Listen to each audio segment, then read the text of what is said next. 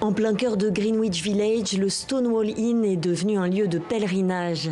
Il y a 50 ans, ce bar gay existait déjà, mais il était clandestin. Il y a 50 ans, Marc Segal le fréquentait régulièrement quand il s'est retrouvé au cœur d'un événement historique.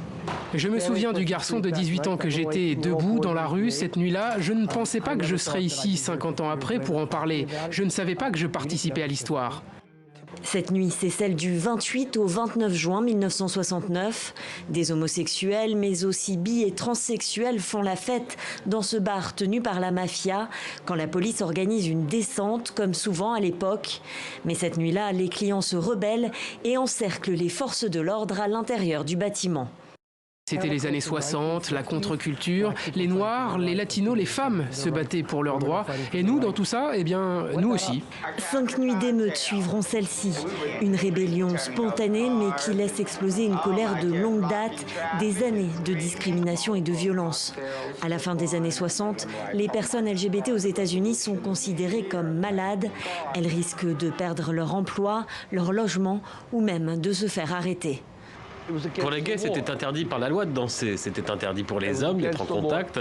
Danser un slow, c'était hors de question.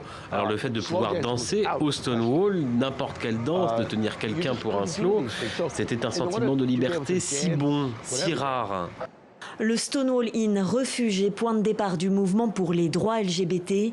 En juin 1970, le premier anniversaire des émeutes est célébré. New York assiste alors à ce qui sera la première marche des fiertés au monde. On n'avait rien à l'époque et je pense que le monde entier a changé. Stonewall a donné naissance à quelque chose d'international. Pour moi, Stonewall, c'est un verbe d'action et ça le sera toujours. Stonewall a trouvé une reconnaissance historique en 2016. Barack Obama a fait du bar un monument national, au même titre que la Statue de la Liberté. Cette page de l'histoire des luttes LGBT fait désormais officiellement partie de celle des États-Unis.